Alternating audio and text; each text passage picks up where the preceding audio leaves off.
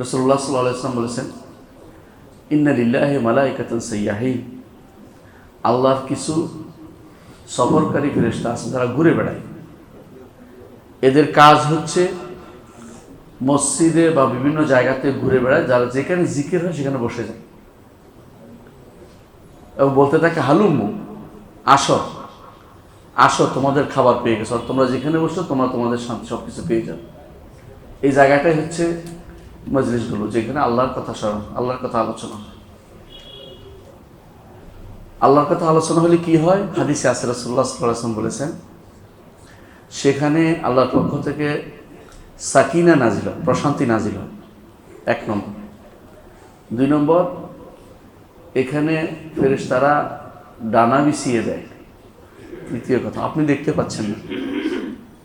3 নম্বর, আল্লাহ তাআলা পক্ষ থেকে আল্লাহ তাআলা ফেরেশতাদের সাথে এদের কথা আলোচনা করে। 3টা জিনিস আমরা পাবো যদি আমরা আল্লাহর কথা আলোচনা করি, এবং আমাদের চেয়ে উত্তম মজলিসে আল্লাহ আমাদের কথা আলোচনা করবেন, হাদিস যেভাবে এসেছে। সুতরাং আমরা আল্লাহর কথা আলোচনার ক্ষেত্রে একটু দূরে যাব না। প্রিয় ভাইয়েরা, দুনিয়াতে এসেছেন, আমরা সবাই এসেছি। কেন এসেছি এটা জানা বেশি দরকার। কে আমাকে পাঠালেন, কেন পাঠালেন, তাকে জানা দরকার। এই জন্য দুনিয়ার বুকে সবচেয়ে বড় নেয়ামত হচ্ছে আল্লাহ সম্পর্কে জানা, আল্লাহর মারিফত হাসিল করা। যে মারিফতের জন্য অনেকেই বিভিন্ন রকমের প্রচেষ্টা চালায় আল্লাহর মারিফত হাসিলের জন্য, কিন্তু আল্লাহর মারিফতের যে পথ কোরআন এবং হাদিসে দিয়ে দেওয়া হয়েছে, আল্লাহর মারিফতের যে মারিফতের পরিচিতি, আল্লাহর পরিচিতির যে পথ আল্লাহ তাআলা বলে দিয়েছেন, আল্লাহর মারিফতের যে পথ রাসূলুল্লাহ সাল্লাল্লাহু আলাইহি ওয়াসাল্লাম বলেছেন, এর চেয়ে উত্তম কোনো পথ হতে পারে না। দুনিয়ার বুকে যে কাজটি আমাদের প্রত্যেকেই থাকতেই হবে, এটা হলো ঈমান, তাই না? ঈমান না নিয়ে কবরে গেলে কি জান্নাতে যেতে পারবো? তাহলে আমরা সবাই জানি যে ঈমানটা লাগবে, কিন্তু ঈমানটা কাকে বলে?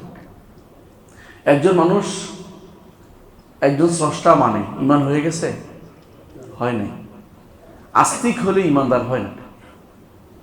আমাদের অনেক ভাই মনে করে আস্তিক হলে বুঝি ঈমানদার হয়ে যান। আস্তিক হলে ঈমানদার হয় না। কি মানতে হবে? আল্লাহ তাআলাকেই স্রষ্টা মানতে হবে, আল্লাহ তাআলাকেই মালিক মানতে হবে, আল্লাহ তাআলাকেই সব কিছুর পরিচালক মানতে হবে, 1 নম্বর কাজ। দ্বিতীয় হচ্ছে যে আল্লাহ ইবাদত করবেন, যে আল্লাহকে পরিচালক মানছেন, যে আল্লাহকে আপনি আপনার স্রষ্টা মানছেন, যে আল্লাহকে আপনার মালিক মানছেন, তাকে চিনতে হবে। তাকে কিভাবে চিনবেন? দুনিয়ার বুকে চেনার জন্য আপনারা আমাকে কেমনে চিনছেন? পরিচয় করাই দিছে, তাই না? তাও বুঝেন না, আগে পরিচয় দিছে, তাই না?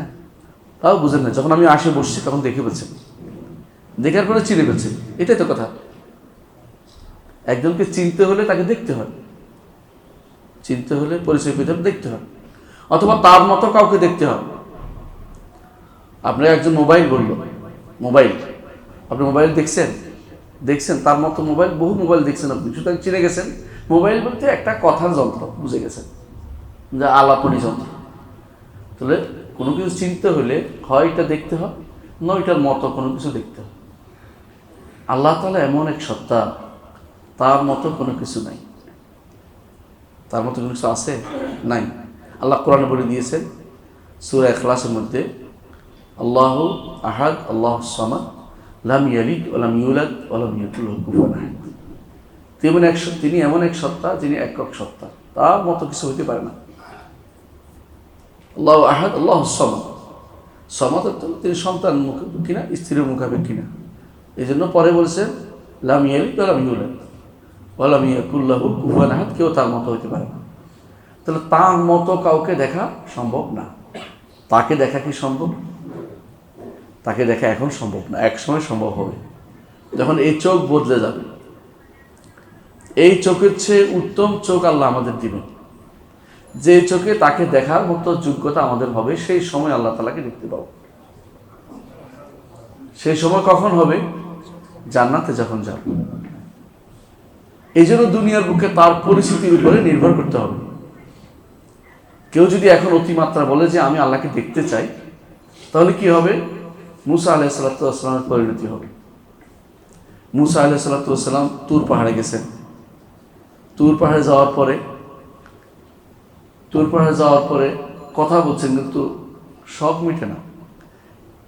যে সত্তার সাথে কথা বলছেন তারা দেখতে চান। কথা বলতেছেন বলে, না আল্লাহ আরেনি আনজুর ইলাইক, রব্বে আরেনি আনজুর ইলাইক, আল্লাহ আমাকে দেখা দিন, দেখতে চাই আপনাকে। ক্বালা লান তারানি ওয়ালাকিন উনজুরিল জাবাল, আল্লাহ তাআলা বললেন আমাকে দেখতে পাবে না এখন, তবে তুমি পাহাড়ের দিকে তাকাও। ফাইন ইস্তাকাররা মাকানাহু ফাসাওফা তারানি, আমি আমার নূরের আলো ফেলবো কোথায়? পাহাড়ের উপরে। যদি পাহাড় ঠিক থাকে তাহলে তুমি আমাকে দেখতে পাবে। ফালাম্মা তাজাল্লা রাব্বুহু লিল জাবালি জাআলাহু দাক্কান ওয়া খাররা মূসা সাইকা, যখন পাহাড়ের উপরে আল্লাহ তার আলো ফেললেন, নূরের আলো ফেললেন, পাহাড় কি হয়ে গেল? চূর্ণ বিচূর্ণ হয়ে গেল। মূসা বেহুশ হয়ে পড়ে গেল, মরে গেল। এক মৃত্যু এটা, কিন্তু এই মৃত্যু একেবারে শেষ হয়ে যান নাই, মানে বেহুশ হয়ে গেল পুরোপুরি। ফালাম্মা আফাকা, আল্লাহ তাআলা আবার তাকে জান দিয়ে দিলেন। আমরা যখন ঘুমাইতে, আমরা যদি একটা মৃত্যু মারা যায়, আল্লাহ কোরআন বলছেন এরকম। মুসা আলাইহিস সালাম উঠে বললেন যে আল্লাহ তুবতু ইলাইকা, আল্লাহ তওবা করছি, আর কোনোদিন এই কথা বলবো না। বেশি বলে ফেলছেন, আবেগে বেশি বলছে। কেন? দেখতেই চায়, সবাই আল্লাহকে দেখতে চায়, কে না দেখতে চায়? ভালো কাজ ঠিক করেছেন, কিন্তু দুনিয়ার বুকে তাকে দেখা তো সম্ভব না, এই জন্য তাকে দেখতে পান নাই। কি দেখেছেন?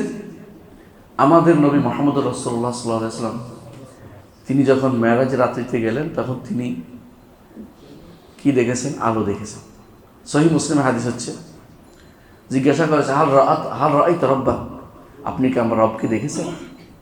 ক্বালা নূরুন আন্না আরাহু, তিনি তো নূর, আমি শুধু নূর দেখেছি, আমি তো তাকে দেখতে পাইনি।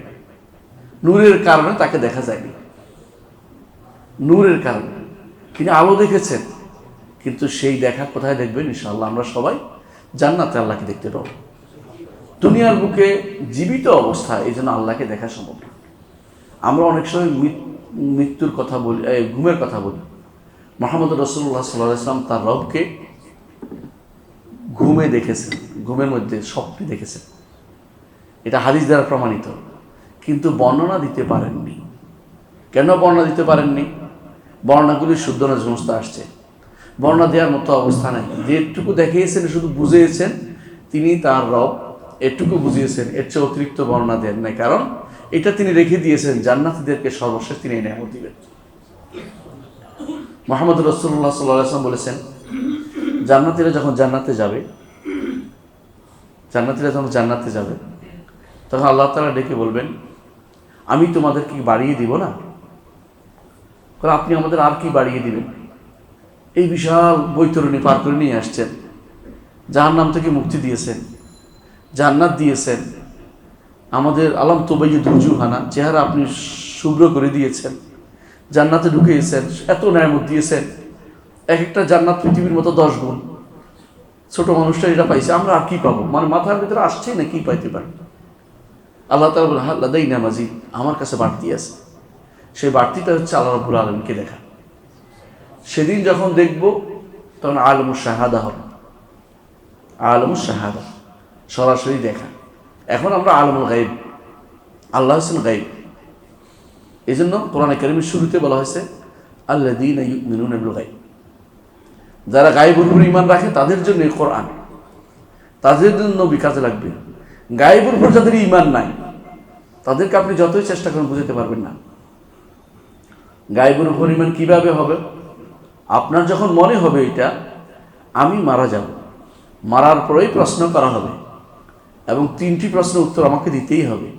মার রাব্বুকা ওয়া মা দীনুকা ওয়া মান নাবিয়ুকা, এবং আমার রবকে, তাকে চিনতে যদি দুনিয়াতে না পারি, আখিরাতে উত্তর দিতে পারবেন না। মুখস্থ করে কি উত্তর দিতে পারবেন? কেউ ক্যাসেট বাজাই দিলে ওখানে যে উত্তর দেয়, আমি ক্যাসেট বলে দিচ্ছি। আমাদের সমাজে কোনো কোনো জায়গায় কেউ কেউ বলেও দেয়, এগুলি হচ্ছে বিদআত, কোনো সন্দেহ নেই। অনেকে কবরের কাছে দাঁড়িয়ে বলে দেয়, বাবা ছেলেকে বলে দিচ্ছে, ছেলে বাবাকে বলে দিচ্ছে যে বলো বলো, মনে হয় যেন এটা খুব কাজে লাগতেছে। বুঝলেন না কথাটা?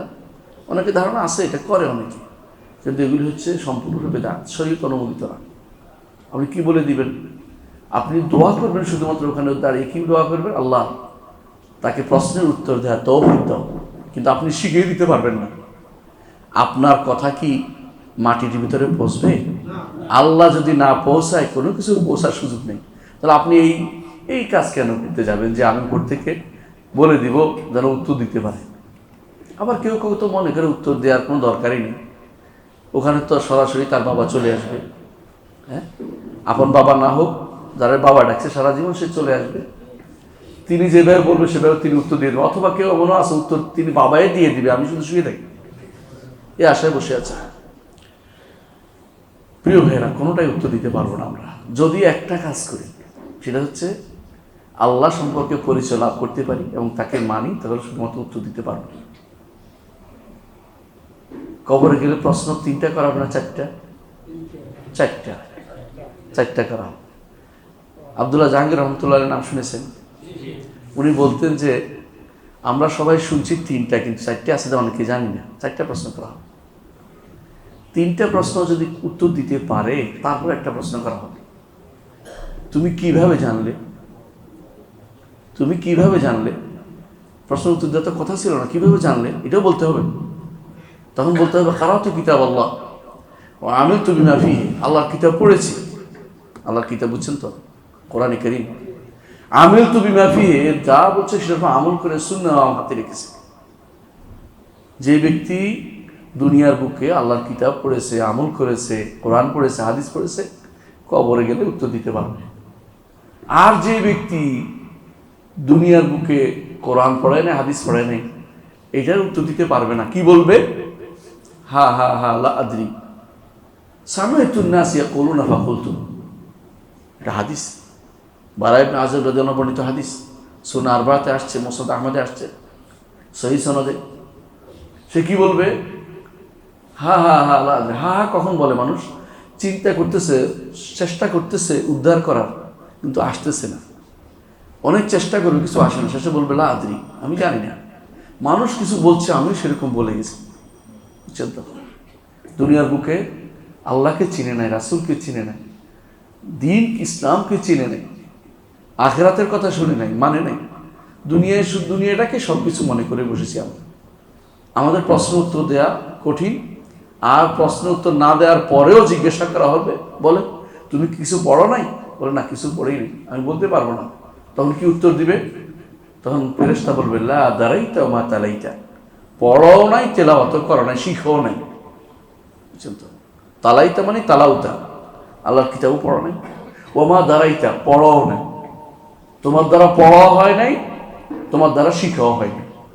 ফাইয়ুদরাবু বিমিতরাকাতিন, তখন এমন হাতুড়ি দিয়ে তাকে আঘাত করা হবে, সে হাতুড়ির আঘাতে এমন চিৎকার সে করবে, যে চিৎকার ইয়াসমাউ কুল্লু শাইইন তাকালাই, মানুষ এবং জিন ছাড়া প্রতিটি প্রাণী সে আওয়াজ শুনতে পায়। আস্তাগফিরুল্লাহ। চিন্তা করে দেখেছেন, আল্লাহর পরিচয় না নিয়ে দুনিয়া থেকে যাওয়া যায়। একজন বড় আলেম বলেছিলেন, আপনারা জানেন তার সম্পর্কে, ইবনে তাইমিয়া রাহমাতুল্লাহ আলাইহি। তিনি বলছিলেন ইন্না ফিদ দুনিয়া জান্নাহ মান লাম ইয়াদখুলহা লাম ইয়াদখুল জান্নাতাল আখিরাহ। দুনিয়াতে একটা জান্নাত আছে, যে ব্যক্তি এই জান্নাতে প্রবেশ করবে না, আখিরাতের জান্নাতে প্রবেশ করতে পারবে না। দুনিয়ার কোন জান্নাতেরা জানেন? আল্লাহ তাআলার পরিচয় পাওয়া, একমাত্র আল্লাহর ইবাদত করা, তার সাথে সম্পর্কটা ঝালাই করে নেয়া, সারাটা জীবন প্রতি মুহূর্ত আপনার চিন্তা যেন থাকে আখিরাতমুখী। আল্লাহ তাআলা আমাকে যা দিবেন সেটা অনেক বড় জিনিস দিবেন, এই চিন্তা যার অন্তরে থাকবে, দুনিয়াতে সে জান্নাতটা পেয়ে গেছে।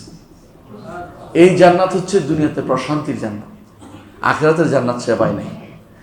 এমন প্রশান্তি, যেই প্রশান্তির জন্য ইবনে তাইমিয়া রাহমাতুল্লাহ আলাইহি বলেন, কখনো কখনো আমার অন্তরে এত আনন্দ হয়, আল্লাহ সম্পর্কে জানলে যে আনন্দ হয়, এই আনন্দটার ব্যাপারে তিনি বলছেন, আমি মাঝে মধ্যে বলি দুনিয়ার বাদশাহরা যদি আমার জানতে পারত, ধরেন জর্দানের বাদশাহ জানছে যে এই বেটা কি আনন্দে আছে, লা জাদালুনা বিসিয়ুফ, তরবারি নিয়ে এসে বলতে ওইটা আমার দিয়ে দে, আনন্দটা দিয়ে দে, তরবারি নিয়ে এসে বলতো আনন্দটা দিয়ে দে। তুই আনন্দ ভোগ করবি কি জন্য?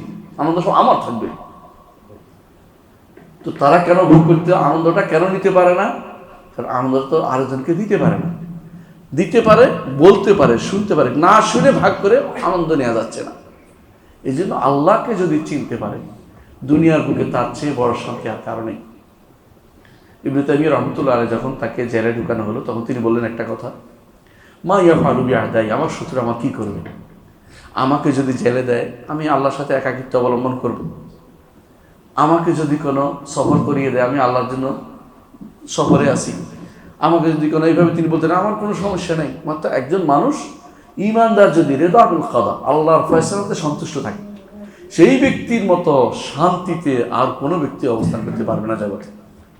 এই জন্য আল্লাহ সম্পর্কে যে ব্যক্তি বেশি জানে, সেই ব্যক্তি প্রশান্ত হৃদয় হয়। আল্লাহ তাআলা এই জন্য বলছেন, আলা বিযিকরিল্লাহি তাতমাইন্নুল কুলুব, জেনে রাখো আল্লাহর জিকিরে শুধুমাত্র অন্তরকে প্রশান্তি দিতে পারে। যে অন্তর আল্লাহ থেকে যত দূরে, সে অন্তরের ভিতরে তত অশান্তি বিরাজ করবে। যত কাছে থাকবে, শান্তি তত বেশি পাবে। সেদিন তার মনে হবে একটা স্বপ্নের জগৎ পার হয়ে আসছে। দুনিয়ার জীবনটাকে বিশাল জগৎ, যে জগতের কোনো শেষ নেই, আখিরাতের জীবনের কোনো শেষ নেই। সেই দিন আপনার মনে হবে যে আমি যে কাজটি স্বপ্নের জগতে করে আসছি, আমার কাজে লেগে গেছে। কিন্তু দুনিয়াতে যে আল্লাহকে চিনতে পারে নাই, সেই ব্যক্তি আখিরাতও দেখতে পাবে না। কোরআনে কারীম আল্লাহ তাআলা বলেছেন, ওয়া হুয়া ফিল আখিরাতি আ'মা, আখিরাতে সে অন্ধ হবে। ক্বালা রাব্বি লিমা হাশারতানি আ'মা, আল্লাহ আপনি আমাকে অন্ধভাবে হাসরের মাঠে উঠালেন কেন? ক্বালা কাযালিকা আতাতকা আয়াতুনা ফানাসিতাহা ওয়া কাযালিকা আল-ইয়াওমা তুনসা, আমার আয়াত এসেছিল, নিদর্শন এসেছিল, এগুলো তুমি ভুলে বসেছিলে, আজকে তোমাকেও ছেড়ে রাখা হবে, তোমাকেও কোনোদিন তোমাকে জান্নাতের পথে নেওয়া হবে না, কারণ তুমি তো আমার কথা শুনো নাই। ওমান আ'রাদা আন যিকরি ফাইন্না লাহু মাঈশাতান দানকা ওয়া নাহশুরুহু ইয়াওমাল কিয়ামাতি আ'মা, এই জিকির থেকে যে দূরে থাকবে, ওমান আ'রাদা আন যিকরি, জিকির থেকে মুখ ফিরিয়ে থাকবে। জিকির বুঝছেন তো? জিকির কোনো সন্দেহ নাই, আল্লাহর স্মরণ হচ্ছে জিকির। জিকির শব্দের অর্থই স্মরণ, যে কোনো ডিকশনারি দেখবেন, আল্লাহর স্মরণ হচ্ছে জিকির। ওমান আ'রাদা আন যিকরি, যে কেউ আমার জিকির থেকে মুখ ফিরিয়ে থাকবে, ফাইন্না লাহু মাঈশাতান দানকা ওয়া নাহশুরুহু ইয়াওমাল কিয়ামাতি আ'মা, তার জন্য দুনিয়ার জীবন সংকীর্ণ হবে, শান্তির জন্য হতে পারে না। ওয়া নাহশুরুহু ইয়াওমাল কিয়ামাতি আ'মা, আর কিয়ামতের দিন তাকে আমরা অন্ধ হিসেবে উঠাবো। অন্ধ কেন উঠছে? কারণ দুনিয়াতে অন্ধ ছিল, চোখে ছিল কিন্তু দেখতে পাইনি। কিরকম দেখতে পাইনি? কোরআন কারীমে আল্লাহ তাআলা বলে দিয়েছেন যে ওয়ালাকাদ যারানা লিজাহান্নামা কাসীরাম মিনাল জিন্নি ওয়াল ইনস, জাহান্নামের জন্য অনেক জিন এবং মানুষকে আমরা তৈরি করেছি।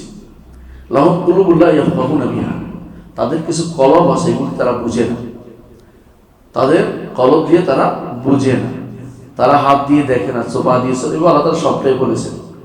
এবং সবগুলো একা কাল আনআম বাল হুম আদাল, তারা হচ্ছে চতুষ্প জন্তুর মতো এবং বরং তার চেয়েও নিকৃষ্ট। দুনিয়ার জীবনে যে আল্লাহকে চিনতে পারে নাই, সে ব্যক্তি হাইওয়ান জন্তুর চেয়েও খারাপ। বরং কোনো হাইওয়ান এবং জন্তু আল্লাহকে চিনে, আল্লাহকে চিনে। আপনারা দেখেছেন রাসূলুল্লাহ সাল্লাল্লাহু আলাইহি ওয়াসাল্লাম বলেছেন, এমনকি পাথরও চিনে। রাসূলুল্লাহ সাল্লাল্লাহু আলাইহি ওয়াসাল্লাম বলেছেন যে আমি জানি একটি পাথর যেটা আমাকে সালাম দিত, পাথরও রসুলকে সালাম দিত, মরা গাছও রসুলকে কখনো কখনো রসুলের জন্য কান্নাকাটি করেছে। এদের তো বোধ আছে, কিন্তু আমাদের সে বোধটাও নেই, আমাদের সে বোধটাও নেই। আমাদের সমাজে অনেক মানুষ আছে, তারা কি আল্লাহকে কোনদিন চিনছে কিনা, রাসূলকে চিনছে কিনা মাথা ব্যথা নেই, চিনার দরকারও মনে করে না। এমন অনেক সন্তান আছে, আপনারা যারা শহরের মানুষ তারা অনেকেই জানেন, আপনাদের অনেকেই আপনাদের সন্তানরা আল্লাহ সম্পর্কে জানে না। প্রিয় ভাই, আল্লাহ সম্পর্কে জানতে হবে। কেন জানতে হবে? নাহলে তাওহীদ হবে না, ঈমান হবে না। ঈমানের 1 নম্বর অংশ হচ্ছে আল্লাহকে আল্লাহর উপরে, ঠিক না? ঈমানের রকম কয়টা? 6টা। 6টার মধ্যে 1 নম্বর হচ্ছে আল্লাহর উপর ঈমান। আল্লাহর উপর ঈমান হতে হলে 3টা জিনিস লাগে। 1 নম্বর হচ্ছে আল্লাহকে রব মানতে হবে, তিনি আমার রব। রব হতে হলে তিনটা জিনিস লাগে। এক নম্বর হচ্ছে তিনি আমার মালিক, তিনি আমার স্রষ্টা, তিনি আমার মালিক, তিনি আমার পরিচালক, আর কেউ আমার পরিচালনা করেন। এই তিনটা জিনিস হলে আপনার আল্লাহকে রব মানছেন। আল্লাহকে রব মানলে কি জান্নাতে যেতে পারবেন না। আল্লাহকে রব মানার পরে একমাত্র আল্লাহর ইবাদত করতে হবে। আমি আল্লাহকে রব মানছি কিন্তু আল্লাহর ইবাদত করলাম না, জান্নাত যাওয়ার কোনো সুযোগ নেই। কারণ আপনারা জানেন যে ইবলিস যখনই আল্লাহর কাছে কিছু চেয়েছে কি বলছে জানেন? রব্বি আনজিরনি, রব আমাকে সময় দিন। কাকে বলছে? আল্লাহকে। কি হিসেবে ডাকছে? রব হিসাবে। ইবলিস কি জান্নাতে যাবে না? কারণ ইবলিস আল্লাহর জন্য সিজদা করেনি, অস্বীকার করছে। এক সময় সিজদা করলো, পরে অস্বীকার করেছে। শেষ মুহূর্ত পর্যন্ত সে অবুদিয়ত, দাসত্বের উপর টিকে থাকতে পারবে। যে কেউ শেষ মুহূর্ত পর্যন্ত একমাত্র আল্লাহ দাসত্ব না করবে, জান্নাতে যাওয়ার কোনো সুযোগ নাই। ওয়া'বুদ রাব্বাকা হাত্তা ইয়াতিয়াকাল ইয়াকিন, মৃত্যু আসা পর্যন্ত ইবাদত করে যেতে হবে। ইয়াকিন অর্থ এখানে মৃত্যু, ইয়াকিন অর্থ দৃঢ় বিশ্বাস বলতে কেউ বলতেছে ঠিক নয়। অর্থাৎ মৃত্যু পর্যন্ত আপনাকে আল্লাহর ইবাদত করে যেতে হবে। তাহলে দুটা কাজ লাগবেই। একটা হচ্ছে আল্লাহকে রব মানবো, দ্বিতীয়টা হচ্ছে একমাত্র আল্লাহরই ইবাদত করবো, আর কার ইবাদত করবো না। এই দুটা কাজ করতে হলে, ইবাদত করতে হলে, আল্লাহকে রব মানতে হলে আল্লাহর নাম এবং গুণ জানতে হবে। আল্লাহর নাম এবং গুণ জানতে হবে। আল্লাহর নাম এবং গুণ যারা জানবে তারাই আল্লাহর আসমা ও সিফাত বলে এটাকে, এরা বাস্তবায়ন করেছে। কেন জানতে হবে বলতে পারেন? কেন জানতে হবে? আল্লাহকে চিনতে হলে নাম এবং গুণের মাধ্যমে চিনতে হবে। কারণ তারে দেখি নাই, তার মতো কাউকে দেখিনি। আমি যদি না আসতাম এখানে, যদি আমাকে না দেখতেন কোথাও, তখন কিভাবে চিনতেন? বলতেন যে ইসলামী বিশ্ববিদ্যালয়ের প্রফেসর, তাই না? গুণ একটা। আরেকটা গুণ হচ্ছে তিনি বক্তৃতা করে শুনছি, আরেকটা গুণ হচ্ছে তিনি মানুষ, আরেকটা গুণ হচ্ছে তিনি নামাজ পড়ে।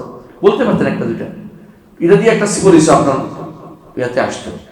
আমি যদি কোনো ওরা না চিনি তো বলতাম যে এরকম একটা ছেলে দাঁড়িয়ে আছে, দাড়ি কামায় না, তারপর চোখ আছে, নাক আছে খাড়া, লম্বা জামা গায়ে দেয়, তো একটা পরিচয় আমার আসে গেছে। তো কাউকে যদি কোনো চিনতে হয় আপনার, যে কোনো মানুষকে, তাহলে হয় তাকে দেখতে হবে, নাহলে তার মতো কাউকে দেখতে হবে, নাহলে কি করতে হবে? নাম এবং গুণের মাধ্যমে চিনতে হবে। আল্লাহকে দুনিয়ার বুকে চিনার আর কোনো উপায় নেই, একমাত্র নাম এবং গুণের মাধ্যমে চিনতে হবে। সৈয়দনা আব্দুল কাদের জিলানী রহমতুল্লাহ আলাইহি, আব্দুল কাদের জিলানী রহমতুল্লাহ, তার একটা কিতাব আছে আল গুনিয়াতুল তালিবুল হক, যেটা গুনিয়াতুল তালিবিন বলে। এই কিতাবের মধ্যে এই জন্য তিনি আল্লাহর নাম এবং গুণ ভর্তি করেছেন। নাম এবং গুণ ভর্তির মধ্যে কেন? কারণ তারা তখন আল্লাহকে পরিচয় করে তুলতেন নাম এবং গুণের মাধ্যমে। যত নাম বেশি বর্ণনা করা, যত গুণ বেশি বর্ণনা করা, তত বেশি চিনবেন আপনি। ঠিক কিনা আপনি বলেন? দুনিয়ার বুক যদি বলা হয় কিভাবে চিনবো, আমি কিন্তু হাত উপরের দিকে থাকবো, বলে না অনেকে। অথবা আমি অমুক জামা গায়ে দিয়েছি, তো আমাকে এভাবে চিনতে পারবেন। অথবা অমুক টুপি আছে আমার মাথায়, তো এভাবে চিনতে পারবেন। যত বেশি আর 3-4টা দিলে আরো বেশি চিনতে পারবেন। আল্লাহর গুণ যত জানতে পারবেন, আল্লাহর নাম যত জানতে পারবেন, তত আরো বেশি চিনতে পারবেন। এই জন্য আল্লাহ তাআলার এই নাম এবং গুণ জানা আপনার জন্য বাধ্যতামূলক। বলতে পারেন দলিল দেন, দলিল আল্লাহ কোরআনে বলে দিয়েছেন। কি বলেছেন? ওয়ালিল্লাহিল আসমাউল হুসনা ফাদউহু বিহা, আল্লাহ রয়েছে সুন্দর সুন্দর নাম, সেগুলো দিয়ে তার তোমরা ডাকো। নাম না ডাকতে, নাম না জানি ডাকতে পারবে? ডেকে কি বলবেন এটাও কিন্তু জানতে হবে। আল্লাহকে কিভাবে ডাকতে হবে এটাও তো শিখতে হবে। আমি যদি বলি ইয়া আল্লাহ ইয়া রহমান ইয়া রাহিম, এটা কিন্তু ডাকা হলো না। ডেকে কিভাবে ডাকতে হবে সেটাও জানতে হবে। আমাদের নবী বলে দিয়েছেন ইন্না লিল্লাহি তিসআতাসিনা ইসমা, আল্লাহর রয়েছে 99টা নাম। মান আহসাহা দাখালাল জান্নাহ, যে কেউ এগুলোকে ইহসা করবে জান্নাতে প্রবেশ করবে। ইহসা মানে হচ্ছে প্রথমে জানা, নাম জানা, অর্থ জানা, তারপরে এগুলি দিয়ে আল্লাহকে আহ্বান করা, তারপরে এগুলির প্রভাব আপনার উপর পড়ছে এটা বোঝা, এবং এগুলি আল্লাহকে স্মরণ করা। সবগুলি হচ্ছে আল্লাহ ইহসা করা। দলিল কোরআনে কারিমে আছে ইহসা অর্থ এটা।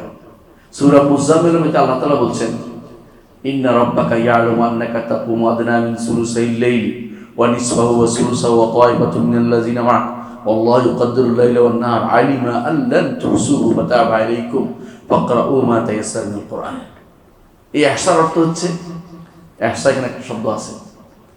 রাসূলুল্লাহ সাল্লাল্লাহু আলাইহি ওয়াসাল্লাম যখন প্রথম নবুয়ত পেলেন, তখন তিনি নবুয়ত রিসালাত পেলেন, তখন তিনি তার সাহাবীদের নিয়ে সারা রাত ধরে সালাত আদায় করতেন। আল্লাহ তখন কমাইতে কমাইতে সুলুসাইলে নিসফাহু সুলুসাহু 3 ভাগ পর্যন্ত করলেন এবং বললেন যে আল্লাহ ভালো করে জানেন তোমরা যথাযথ হক আদায় করতে পারবে না, অর্থাৎ সালাত সারা রাত ধরে পড়া তোমার জন্য কঠিন হয়ে যাবে। এটা তখন 5 ওয়াক্ত সালাত ফরজ হয়নি, প্রথম নবুয়তের প্রথম যুগে।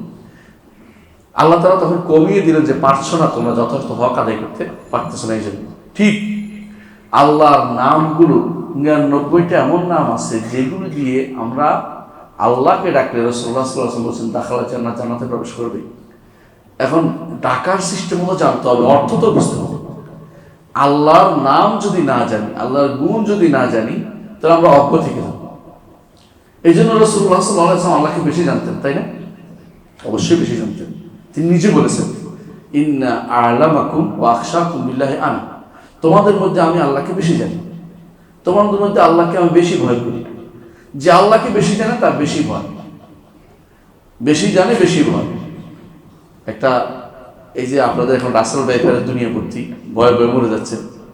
রাসেল ভাইপার যদি ছোট বাচ্চার সামনে আসে, মনে করবে খেয়াল না, বুঝবেন কেউ জানেন আছে, কিন্তু আপনার সামনে দিলে আপনি কি করবেন? দৌড় দিবেন না দাঁড়িয়ে থাকবেন? দৌড়বেন, কোনো ভয় পাবেন না, কারণ তার সম্পর্কে আপনার জানা হয়ে গেছে সে কি করবে, আক্রমণ করতে পারে। কিন্তু ছোট বাচ্চা জানে না বলে তারা ধরতে যায়, মনে করে খেলার সামগ্রী। কিন্তু যে জানে সে কিন্তু পালায়। মুরগি পালায়, মুরগির বাচ্চার সামনে দাঁড়িয়ে থাকে, বুঝতে পারে যে পালাতে হবে, মা যখন বুঝিয়ে দেয় তখন পালায়। আমাদের নবী মুহাম্মদ রাসূলুল্লাহ সাল্লাল্লাহু আলাইহি ওয়াসাল্লাম আমাদেরকে আল্লাহ সম্পর্কে নাম জানিয়েছেন, গুণ জানিয়েছেন। কেন? যাতে করে আল্লাহকে আমরা ভয় পাই যথাযথ, আল্লাহর তাকওয়া অবলম্বন করতে পারি।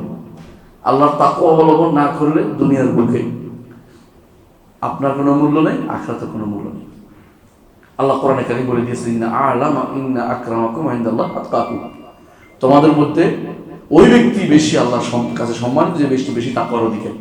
আর তাকওয়া ওই ব্যক্তি অর্জন করতে পারবে আল্লাহ সম্পর্কে যে বেশি জানে।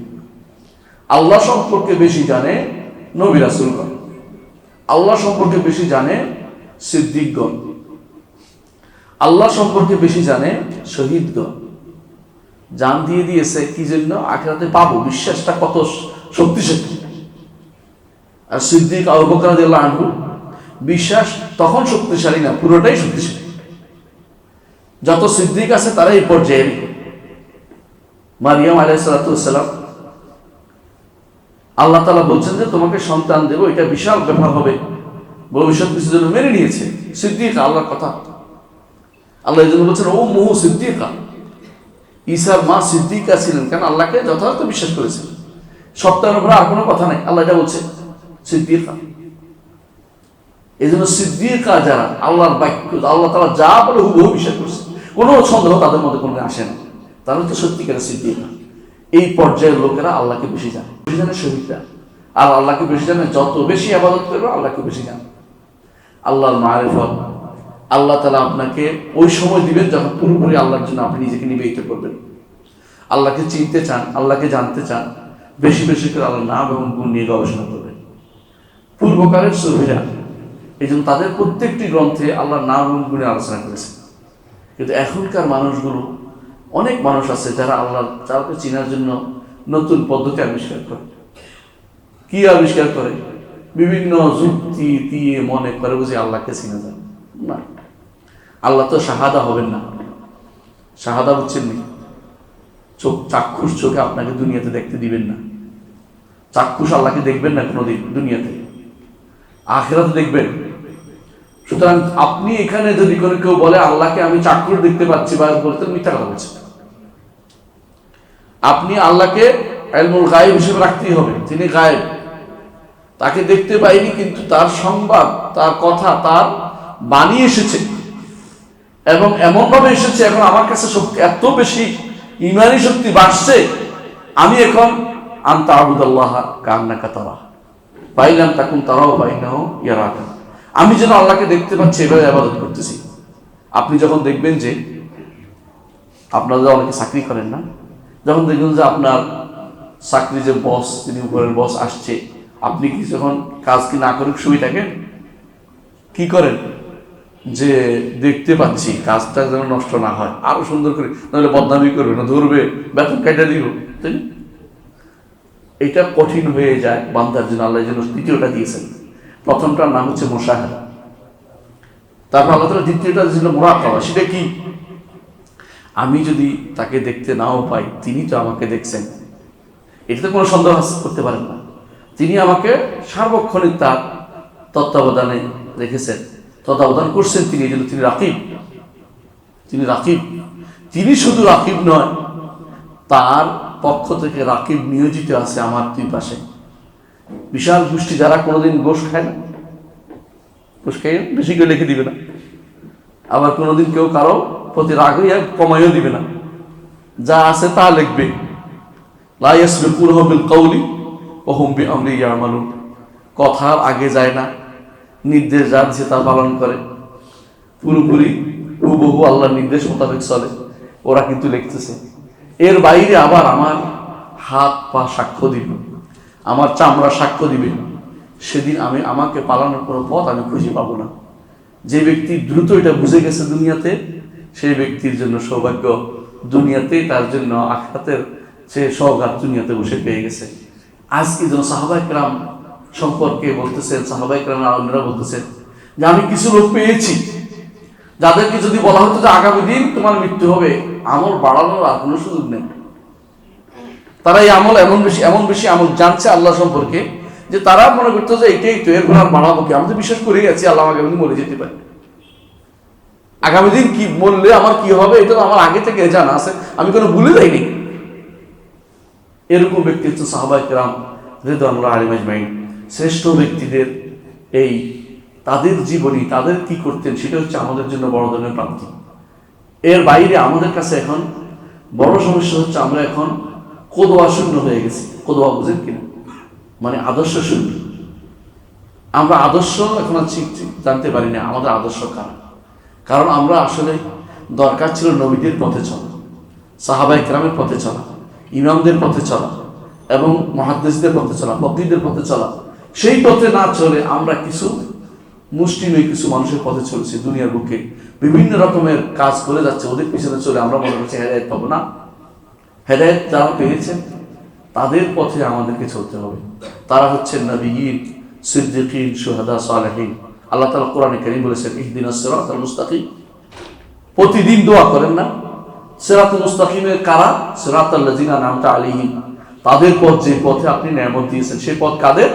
আল্লাহ অন্য আয়াতে বলে দিয়েছেন উলাইকাল লাযিনা আনআমাল্লাহু আলাইহিম মিনান নাবিয়্যিন ওয়াস সিদ্দিকিন ওয়াশ শুহাদা ওয়াস সালেহিন। এই চার শ্রেণীকে আল্লাহ তাআলা হেদায়েতের পথে রেখেছেন, এর বাইরে যাওয়ার কোনো সুযোগ নেই। প্রিয় ভাইরা, এই চার শ্রেণী কেন হেদায়েত পেয়েছেন? আল্লাহ সম্পর্কে জেনেছেন। আল্লাহ সম্পর্কে না জেনে কেউ কোনো হেদায়েত পায় না। আল্লাহ সম্পর্কে যে যত বেশি জানবে তত বেশি হেদায়েতের পথে চলতে পারবে। আল্লাহ সম্পর্কে জানার জন্য প্রথম কাজ হচ্ছে আল্লাহর নামগুলি জানা, দ্বিতীয় কাজ হচ্ছে আল্লাহর সিফাতগুলি জানা। আল্লাহর নামগুলো অনেক, তার মধ্যে আল্লাহ তাআলা যেগুলি আমাদেরকে জানিয়েছেন এগুলি জানি, এগুলো অর্থ জানি। আমরা অনেক সময় দেখবেন যে একই নামের অর্থ তিনটা, আমরা তিনটা অর্থ ভাগ করতে পারি না। কেউ যদি বলা হয় ভাই তুমি আল্লাহ তাআলার কাহার অর্থ কি, দেখুন জাব্বার অর্থ করে বলছে। আবার কাউকে জিজ্ঞেস ভাই তুমি কাদির অর্থ কি, দেখুন কাউই অর্থ করে বলছে। অর্থ পার্থক্য করতে পারছে না। অথচ আল্লাহর প্রত্যেকটি নামের সাথে জড়িত আছে আমাদের ইবাদত, আমাদের ইবাদত জড়িত আছে। যখন আমি জানবো যে তিনি গফুর, ক্ষমাশীল, তখন কি ইবাদত করব? আল্লাহ আমাকে ক্ষমা করে দিন। যখন জানবো তিনি রহিম, দয়া করবেন, আমি কি করবো? আল্লাহ আমাকে দয়া করবেন। এইভাবে প্রত্যেকটি জিনিসে তার নামের সাথে জড়িত আছে আমার ইবাদত। সুতরাং অবশ্যই মনে রাখতে হবে আল্লাহর নামগুলি আমাদের জানতে হবে। এই জন্য আমি 10টি কথা বলবো যে আল্লাহর নাম কেন জানতে হবে।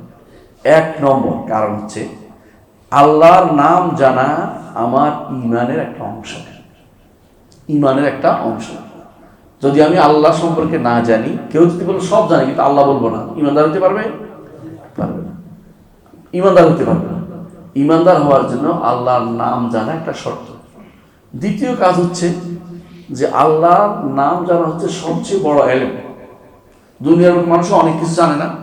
আপনি এখন মনে করতেছেন এটা জানবেন ওইটা জানবেন, অনেকে বিভিন্ন রকমের ডাক্তারি বিদ্যা, ওই বিদ্যা সেই বিদ্যা, বিদ্যার কোনো শেষ নেই।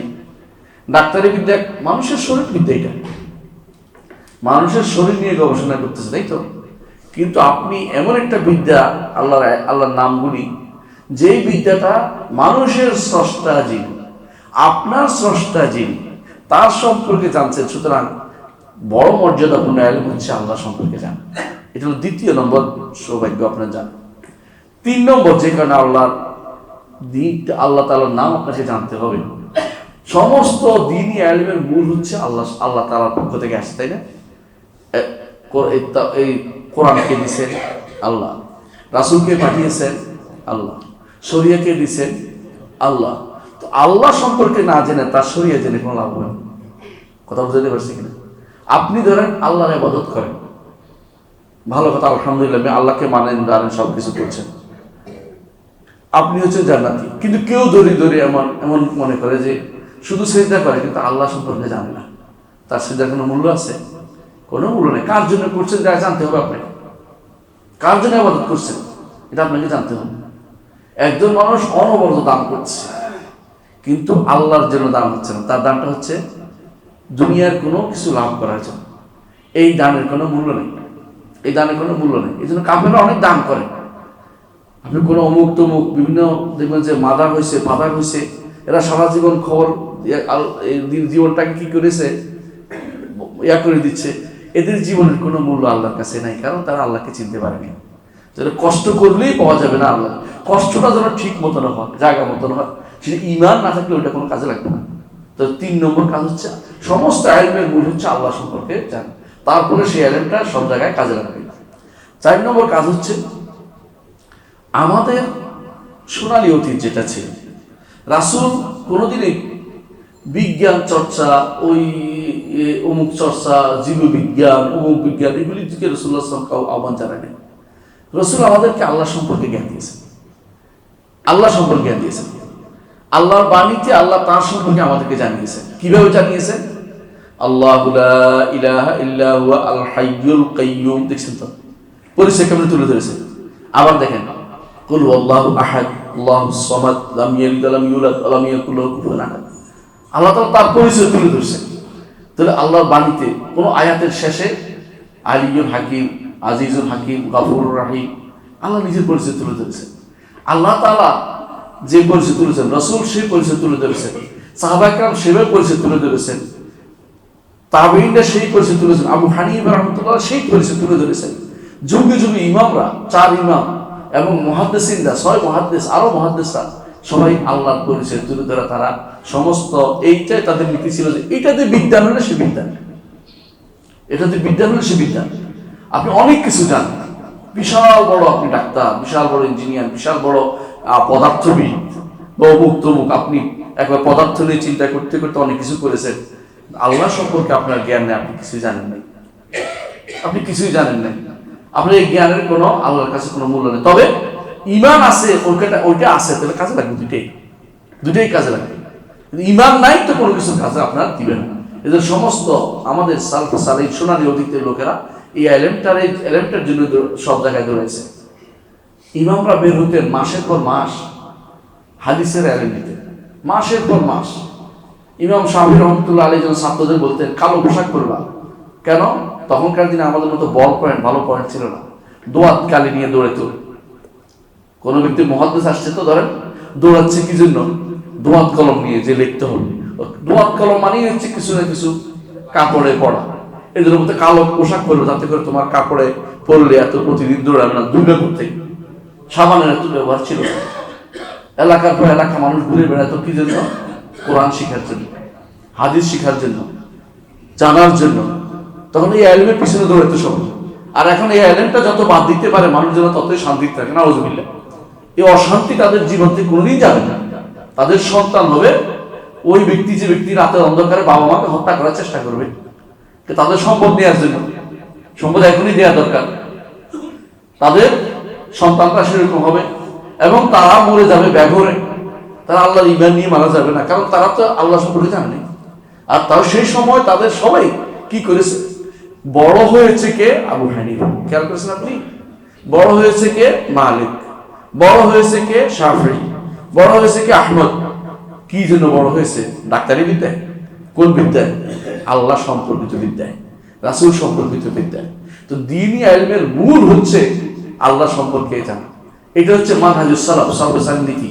সুতরাং 5 নম্বর যে কারণে, 4 নম্বর যে কারণে আমাদেরকে আল্লাহর দ্বীন, এই আল্লাহর নাম ও গুণ শিখতে হবে, এটার উপরে সালফে সালেহীনের উপরে তাদের জীবনটা ব্যয় করেছে। আপনি আশ্চর্য হবেন, যুগে যুগে আল্লাহর নামের উপরে গ্রন্থ রচিত হয়েছে। এত বেশি গ্রন্থ রচিত হয়েছে যে আপনি পড়ে শেষ করতে পারবেন না, ছোট জীবনে পড়ে শেষ করতে পারবেন না। এত গ্রন্থ রচিত হয়েছে, এক একটা ভলিউম গ্রন্থ রচিত হয়েছে আল্লাহর নাম সম্পর্কে আপনাদেরকে জানাবে। আল্লাহর নাম সম্পর্কে জানলে আপনি ঈমানটা আপনার তাজা হবে। সেই জন্য তো 5 নম্বর যে কারণে আপনি আল্লাহর নাম সম্পর্কে জানেন তা হচ্ছে যত বেশি জানবেন আল্লাহ সম্পর্কে তত বেশি মারফত অর্জিত হবে। আপনার অন্তর খুলে যাবে। এমন এমন বিদ্যা আপনি জানতে পারবেন যেটা আপনি কোনোদিনই আপনি আগে জানতেন না। ইবনে তাইমিয়া রাহমাতুল্লাহ আলাইহি যখন জেলে ছিলেন তখন তিনি বলতেন যে আল্লাহ তাআলা আমার এখন নতুন যে ইলম আমাকে দিয়েছে, আমি আল্লাহর শুকরিয়া আদায় করে পারবো না। এই ইলম আমার কোনোদিনই ছিল না, কারণ তিনি আল্লাহ সম্পর্কে জেনেছেন, আল্লাহর নাম গুণ সম্পর্কে জেনেছে। আল্লাহ তাআলা তাকে নতুন করে তাকে ইলম দিয়ে দিয়েছেন। কারণ যে ব্যক্তি আল্লাহর দ্বীনকে সাহায্য করে, আল্লাহ তাকে সাহায্য করে। আল্লাহর দ্বীনকে সাহায্য করে অর্থাৎ আল্লাহ তাআলা সম্পর্কে জানছে, আল্লাহ তাকে ইলম দিয়ে দিয়েছেন আরো বেশি করে।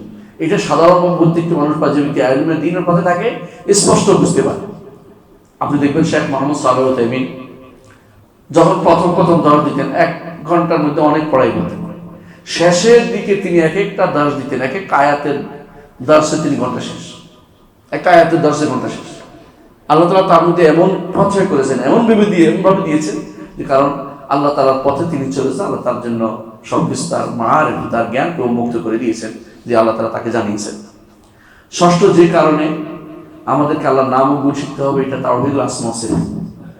তাওহীদুল আসমা ওয়াস সিফাত বুঝাই দিই আপনাদেরকে, বুঝবেন। আল্লাহ সম্পর্কে যদি বলি তাহলে একটা সত্তা, তাই না?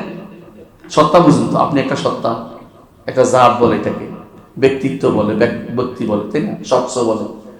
তো আল্লাহ একটা সত্তা, তার সম্পর্কে জানতে হবে। তার সম্পর্কে জানতে হলে কি করতে হবে? একটা মানুষকে যদি জানি, তার কি জানতে হয়? তার নাম জানতে হয়, তার গুণ জানতে হয়, তার কর্ম জানতে হয়, তাই না? তার অধিকার জানতে হয়, তাই না? আমাকে যদি কোন তারা চিনে, কিভাবে চিনবে? নাম, গুণ, কর্ম, অধিকার, 4টা জিনিস তো। তাহলে আল্লাহকে জানতে হলে 4টা, আরেকটা হলো সত্তা, তার সত্তা। এই 5টা জিনিস জানতে হবে, নাম, সত্তা, নাম, গুণ, কর্ম, অধিকার। কয়টা হলো? 5টা। আল্লাহকে জানার জন্য নাম এবং গুণ যদি না জানে তো আল্লাহকে জানা হয়নি। এই জন্য কেউ যদি বলে আমি ভগবানের ইবাদত করছি, হবে? অথবা আমি গডের ইবাদত করছি, হবে না। আল্লাহর ইবাদত করতে হবে, আল্লাহর নামটাও জানতে হবে। এই জন্য আল্লাহ তাআলা তার পরিচয় তুলে ধরেছেন। দেখেন, আলহামদুলিল্লাহি রাব্বিল আলামিন, প্রথম আয়াতেই আল্লাহ আছে। বিসমিল্লাহির রহমানির রহিম, প্রথম আয়াতে কি আছে? আল্লাহ আছে। এতটুকু যথেষ্ট মনে আল্লাহ তাআলা করেন। আর রহমানির রহিম, বিসমিল্লাহর মধ্যেও দিয়েছে, আবার সূরা ফাতিহা আয়াতের মধ্যে দিয়েছেন আলহামদুলিল্লাহি রাব্বিল আলামিন আর রহমানির রহিম। পরিচয় আগে দিয়েছে, কিন্তু নাম দিয়ে পরিচয় দিয়েছে। নাম দিয়ে পরিচয় আল্লাহ তাআলা আমাদের দিয়েছেন।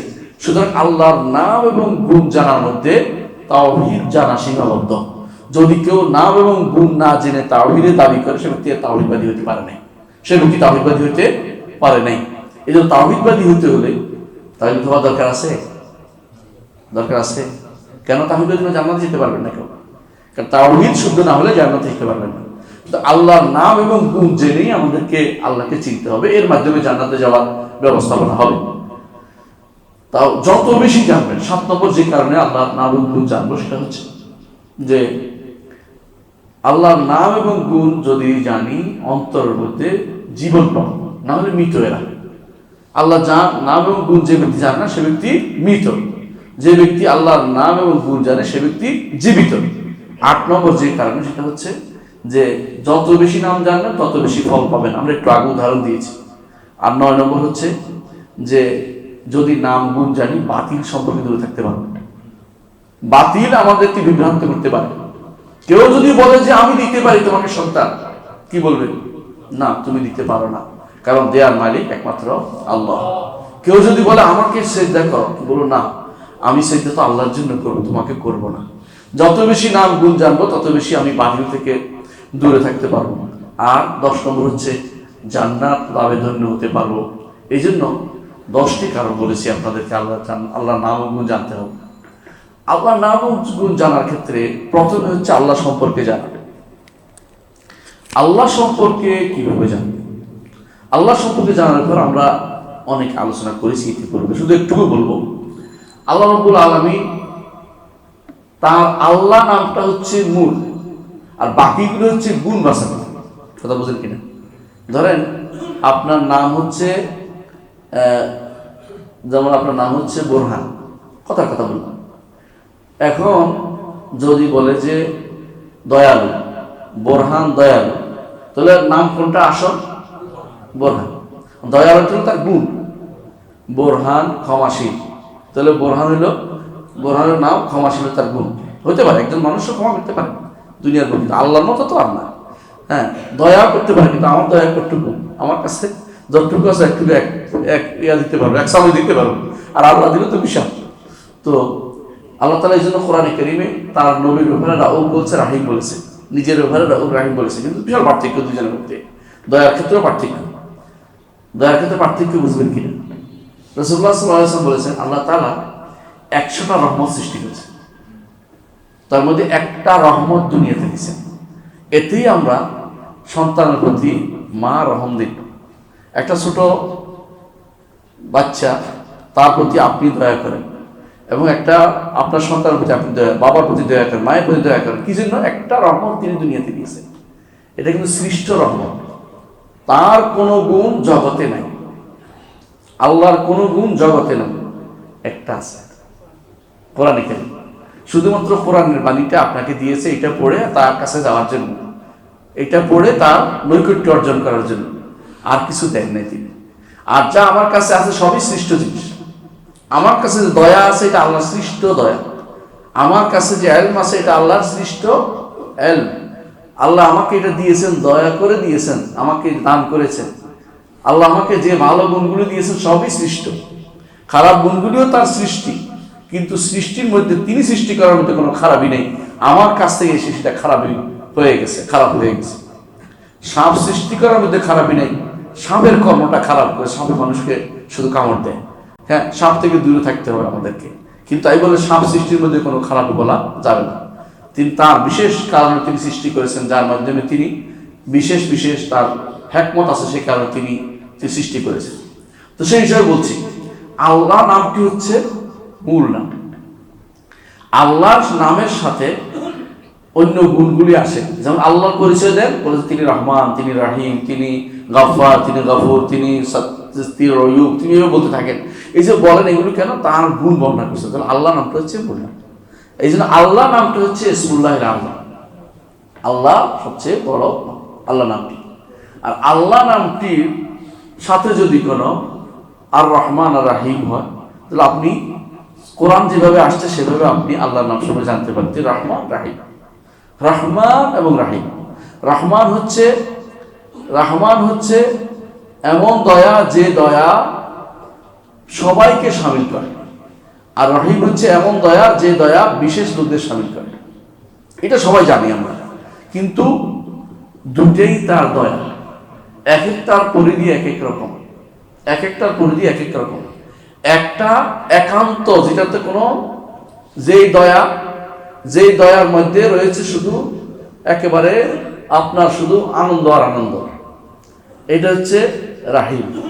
আর রহমান, দুনিয়াতে কিছু দয়া আছে যেটার মধ্যে আল্লাহ তাআলা কখনো কখনো এমন লোকদেরকেও দয়া করেন যাদেরকে দয়া করার কোনো দরকার নেই, এমনি করেন তিনি। আপনার কাছে মনে হচ্ছে কেন দিচ্ছেন, কিন্তু তিনি দয়া করবেন, যে দয়াশীল হিসেবে তিনি দিচ্ছেন। যেমন দুনিয়ার বুকে কুকুরকে একটা হাড্ডি দেন না, হাড্ডি দেন, হাড্ডির মধ্যে কিছু নাই, কিন্তু কুকুর খুশি হয়ে থাকে। বুঝে আসছে কথাটা?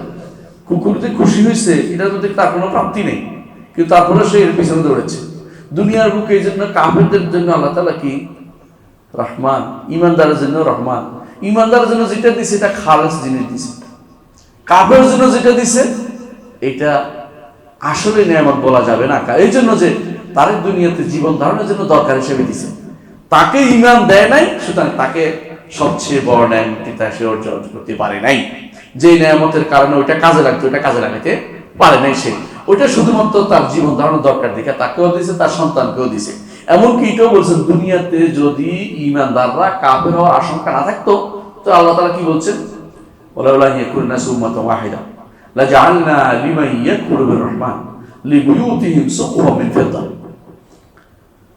আল্লাহ তাআলা বলছেন, যদি সমস্ত ইমানদাররা কাফের দিকে তাকিয়ে নিজেদেরকে হতাশ না করে দৌড়াইতো যে ওরা যেভাবে পাইছে আমরাও পাইয়ে যাই, তাহলে আমি কাফেরদেরকে তাদের দরজাগুলি স্বর্ণের দিতাম, ছাদগুলি রৌপ্যের করতাম, এবং তাদের জন্য এই করতাম এই করতাম আল্লাহ বলে দিয়েছেন। কিন্তু দেন নাই কেন? দুনিয়ার যেহেতু মূল্য তার কাছে কম, এটা তাদেরকে দিয়েছেন। ইমানদাররা হঠাৎ করে ঘুরে চোখ ঘুরে যেতে পারে। এখন আমাদের অনেকেরই চোখ ঘুরে যায় ভাই, বিশেষ করে যারা ওই কাফের দিকে তাকাইয়া আমাদের ইমান হারা হয়ে একটা বিশাল গোষ্ঠী কিন্তু কাফের দেশে বসবাস করতে শুরু করে দিয়েছে। এবং তাদের নীতি নৈতিকতা, তাদের যে সমস্ত নাম দিয়েছে নীতি নৈতিকতা, তাদের যে সমস্ত জিনিস, এগুলি আমাদের নিজেদের মধ্যে বাস্তবায়নের জন্য পাগল হয়ে গেছে। হয়েছিল? হয় নাই? প্রত্যেকটি মানুষ চায় তাদের কাছে আদর্শকে ইউরোপ আমেরিকান কাফেরদের আদর্শ মনে করে, তাদের চুল কাটার আদর্শকে মেসি বেজি এগুলি, তাই না? আবার তাদের চলাফেরার আদর্শকে অমুক, তাদের হাতের মধ্যে টেটু আঁকার আদর্শকে ওই অমুক। খেয়াল করছেন? জিজ্ঞাসাও করেন রসুল কি জায়েজ করছে, কোরআন কি জায়েজ বলছে না হালাল বলছে হারাম বলছে, জিজ্ঞাসাটা দরকার মনে করেনি। কারণ হচ্ছে এটা ইমানদাররা কি হয়ে গেছে, ওদের ওদের ওদের প্রাপ্তি দেখে আমরা এখন পাগল হয়ে গেছি, ওদের মতো হইতে হবে। একজন মানুষ তার সন্তানকে, আমি আমার ইউনিভার্সিটিতে এক প্রফেসরকে বলছিলাম, স্যার আপনার তো আল্লাহ তাআলা দুইটা সন্তান, একটা ছেলে একটা মেয়ে, আপনার স্বামী স্ত্রী দুইজনের প্রফেসর, আপনাদের বিদেশ যেতে হবে কেন? ছেলেদের প্রোভাইড করবেন। আপনি আর কি প্রোভাইড করবেন? আপনার বাড়ি আছে, গাড়ি আছে, আপনার কোন জিনিসটা অসুবিধা আছে, ছেলেকে ওখানে প্রোভাইড করতে হবে কেন? তোমার কথা চলবে না, এখন উঠে চলে গেছে আমার কাছ থেকে, শুনবে না উনি এখন। কারণ সন্তানকে তিনি সন্তানকে কানাডা নিয়ে যাবেন। কিছুদিন পরে আমার দেশে চলে আসছে। কি জন্য আসছে? মেয়েটা একজনের সাথে চলে গেছে। কি এখন খারাপ লাগে কেন? আমি তো বলছিলাম যে দেশেই থাকেন। এখন তার ভালো লাগছে, এখন যেহেতু হারিয়ে গেছে মেয়েটা, এখন কষ্টে চলে আসছে, মনের কষ্টে চলে আসছে দেশে। বুঝছেন তো? মাঝখানে কি হারাইছে? মেয়ে হারাই গেছে। তো তুমি কারে দেখে গিয়েছিলে, কি জন্য গিয়েছিলে? ওখানে কি দেখতেছো? ওখানে একটা জীবন আছে ঠিক, সেই জীবনে কোনো শান্তি নেই। এই জন্য মানুষ পয়সাওয়ালা হলেই শান্তি হয় না। শান্তি সাহাবায়ে কেরামের জীবনে ছিল। খাবার ছিল না, কিন্তু শান্তির অভাব ছিল না। আল্লাহর সাথেই যত শান্তি। আল্লাহর সাথে যদি আপনি সম্পর্ক তৈরি করতে পারেন, আপনার জীবন শান্তিতে ভরে যাবে। আপনার জীবন শান্তিতে ভরে যাবে। রাতের অন্ধকারে তার জন্য একটা সিজদা করবেন, এই শান্তির চেয়ে বড় কিছু হতে পারে না। একটা সিজদা করতে পারছি আমি, তিনি উপরে আমি নিচে, তিনি সবচেয়ে উপরে আমি সবচেয়ে নিচে, আমার যাওয়ার আর কোনো জায়গা নেই। দুটি আমি কপালটা তার জন্য ঠেকাচ্ছি, এর চেয়ে বড় শান্তির আর কিছু পৃথিবীতে থাকতে পারে না। এই জন্য রাসূলুল্লাহ সাল্লাল্লাহু আলাইহি ওয়াসাল্লাম বলেছেন, কিয়ামতের আগে একটি সিজদা হবে দুনিয়া এবং তার মধ্যে যা আছে তা থেকে উত্তম একটি সিজদা। কারণ মানুষ তখন দুনিয়াদার হতে চাইবে, এইটা হবে ওইটা হবে ওইটা হবে, আল্লাহর জন্য সিজদাটা কিছু গুরুত্ব দিবে না, সময় পাবে না, সময় পায় না। বুঝেন কথা? অথচ তাদের অভাব নাই, স্বভাব নষ্ট হয়েছে। এত অভাব, আপনি কি চিন্তা করেন, আপনার আমার বাপ দাদারা যখন ছিল, তাদের কিন্তু এত টাকা পয়সা ছিল না, কিন্তু তাদের মধ্যে মনুষ্যত্ব বলতে একটু ভালোই ছিল। তারা কিন্তু ওনাদের পুরুষদের দেখতে চাইতো, বোনদের দেখতে চাইতো, বন্ধুকে দাওয়াত দিত, বছরে খাওয়া দাওয়া করাইতো। এখন আপনার সময় হয় না, কি জন্য? না, সময় নেই। টাকা টাকা টাকা, কত টাকা দরকার। শান্তি কেন হবে না? শান্তি এই জন্য হবে না, আল্লাহর সাথে সম্পৃক্ত হয় না। এই জন্য আল্লাহর সাথে সম্পৃক্ত করতে পারলে আপনার আমার এই জন্য শান্তি হবে। এই জন্য আল্লাহ সাথে নামগুলোকে সম্পৃক্ত করে অর্থ করবো, আমরা আলোচনা করব। এর মাধ্যমে অবশ্যই আমরা ইনশাআল্লাহ আল্লাহ সম্পর্কে জানতে পারবো, আমাদের ঈমানটা বর্ধিত হবে। প্রিয় ভাই, আমরা জেনেছি আল্লাহর নাম আছে, তার গুণ আছে। নামের নাম যে নামটি আল্লাহ, যে নামটি ইসমে জাত বলা হয়, এটাকে বলা আল্লাহ। এটা হচ্ছে এমন একটি নাম, অন্যগুলি এর সাথে তাবে বা অনুসারী বলা হয়।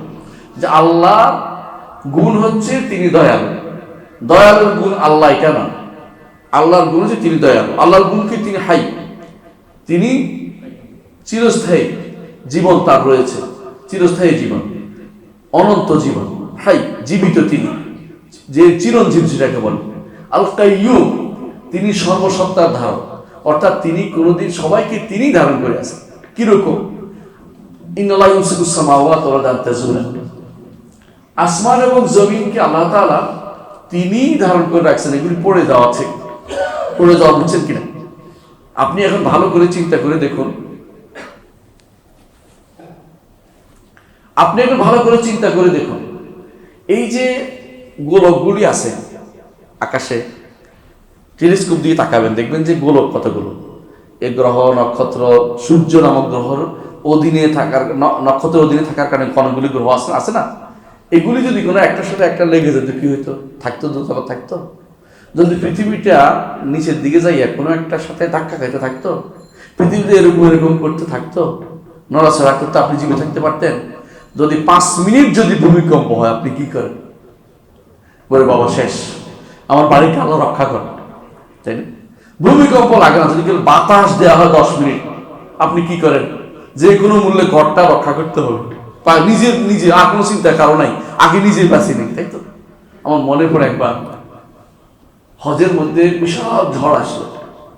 আমরা তখন আরাফার মাঠে, আমাদের জন্য যে তাবু বানাইছে, বাতাসে সেই তাবু উড়ে নিয়ে যাবে, আমরা ঠেলে ধরে রাখছি যাতে করে আমাদের গায়ের উপর না পড়ে। তখন মনে হচ্ছিল আল্লাহ, এই একটা বাতাস, আল্লাহর যে সৈন্যবাহিনী কত বিশাল, এই বাতাস থেকে আমি বাঁচতে পারতেছি না, বাতাসটা ধরে রাখতে পারতেছি না। এই ধরে রাখার বিষয়টাই হচ্ছে কাইয়ুম। প্রতিটা জিনিসকে তার জায়গায় রেখেছে। দেখেন, চাঁদকে দেখেছে চাঁদের জায়গায়, সেটা চাঁদ পৃথিবী প্রদক্ষিণ করছে। সূর্যকে দিছে সূর্যের জায়গায়, পৃথিবীকে দিছে পৃথিবীর জায়গায়। এটা যদি কোনো একটার সাথে একটা লেগে যেত, তাহলে কিন্তু আপনি পৃথিবী বা কোনো মানুষের জীবন ধারণ করা সম্ভব ছিল। এই জন্য আল্লাহ তাআলা বলছেন, ইন্নাল্লাহা ইউমসিকুস সামাওয়াতি ওয়াল আরদা আন তাজুলা ওয়া লা ইন যালাতা ইন আমসাকুহুম আহাদুন মিন বা'দি। যদি এটা যদি কোনো পড়ে যেত, কোনো ব্যক্তি সেটা ধারণ করে, এটা হচ্ছে কাইয়ুম। আল্লাহ তাআলার নাম, তিনি চিরঞ্জীব, হাই, এবং তিনি কাইয়ুম। এর কারণে আমরা এখনো জীবিত আছি, এর কারণে আমরা এখনো স্থির আছি, নাহলে এখানে সুস্থির থাকার কোনো সুযোগ আমাদের ছিল না। এই দুটি আমরা বুঝে গেছি, আলহামদুলিল্লাহ, ঠিক না? তাহলে আল্লাহর নাম, আল্লাহ সম্পর্কে জেনেছি, আল্লাহর হাই সম্পর্কে জেনেছি। হাই কি? অর্থাৎ তিনি চিরঞ্জীব, তার কারণে জীবন পেয়েছি, এবং তিনিই থাকবেন, সবাই মরে যাবেন। ওয়া তাওয়াক্কাল আলাল হাইয়্যিল্লাযী লা ইয়ামুত, ওই সত্তার উপর তাওয়াক্কুল করতে আমাদের বলে, যিনি কোনোদিন মারা যাবেন না। ওয়াল কাইয়্যুম, এবং তিনি শুধুমাত্র ধারণ করেছেন বলে পানিগুলি অন্যদিকে পড়ে যাচ্ছে না। বঙ্গোপসাগরের পানি ইচ্ছে অন্যদিকে পড়ে না কেন? আপনারা এতদিন আবিষ্কার করেছেন মধ্যাকর্ষণ শক্তি, আর এই আকর্ষণ শক্তি কে দিল? আমার রব্বুল আলামিন দিয়েছেন। তাহলে আমাদেরকে আল্লাহর নাম ও গুণ সম্পর্কে আরো জানতে হবে। ইনশাআল্লাহ আমরা আগামী ক্লাসে বিস্তারিত আলোচনা করবো। আজকে শুধুমাত্র প্রাথমিক আলোচনা করলাম, কিছু নাম নিয়ে আগামী ক্লাসে আমরা আবার আলোচনা হবে। আল্লাহ আমাদের বুঝার তৌফিক দেন। আসসালামু আলাইকুম ওয়া রাহমাতুল্লাহি ওয়া বারাকাতুহু।